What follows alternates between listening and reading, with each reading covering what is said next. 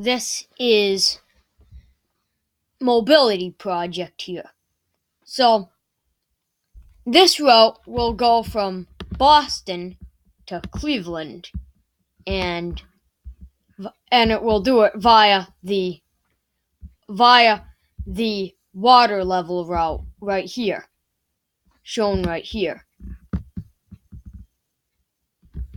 And then via the all aboard Erie route before, and then a new alignment out to Cleveland.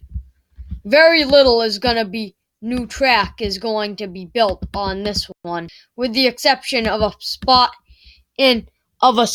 between Framingham and Worcester, a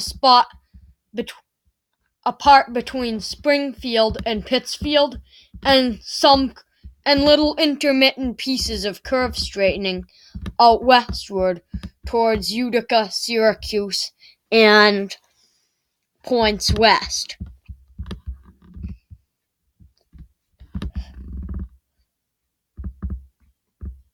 So let's start out at Boston South Station. So we go along the Northeast Corridor for like 10 blocks. We continue out west, not very much here.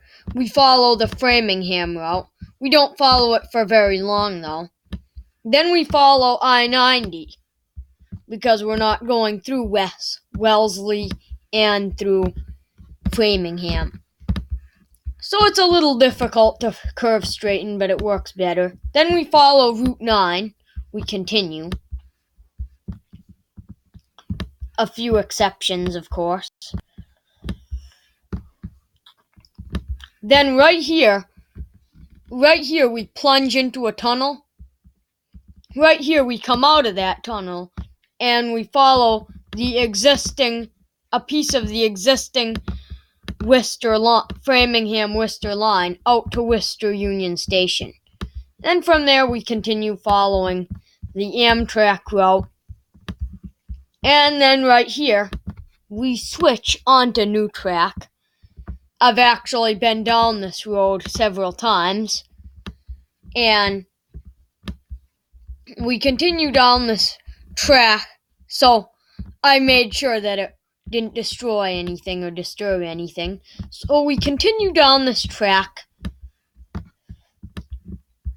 down the Massachusetts Turnpike. Then we follow a series of power lines right out to Palmer, where we rejoin the Amtrak line, which we use a lot of the time. Little curve straightening there.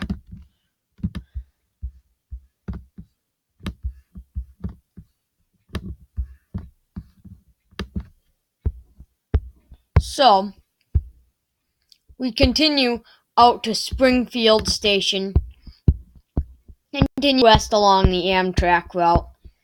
So then we reach one of the most expensive portions of them all. A multi-billion-dollar, likely, tunneling project running through. And here's why it's a tunneling project. So this is mountains, this is mountains, this is mountains, this is mountains, this is mountains. Nothing but mountains out to Hinsdale. So that's why it's multi-billion dollars. Then we follow a completely new alignment north to a power line. Then we turn south, go through the station the opposite direction of the Amtrak way. Amtrak comes up from here. We come down like this. Then we go through a power station and we come out. We follow the New England Thruway and rejoin the existing Amtrak track. We plunge into a tunnel right here, come out, and then follow the Thruway out to here, where right here we rejoin the Amtrak line, and we follow the Amtrak line out to Utica, which is a regional stop.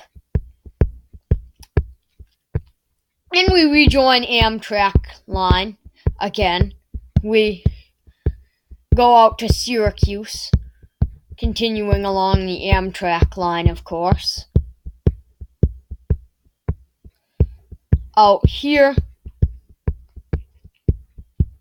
Fairport, into Rochester, follows Route 531 out to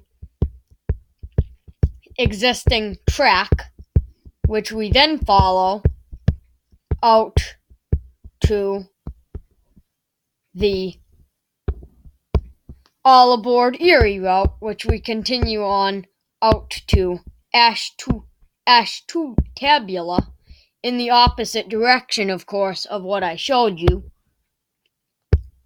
Then we continue west on an existing alignment, simply upgraded with electrification and concrete ties.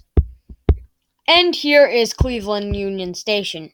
By the way, Cleveland is the western end of all the northeastern routes.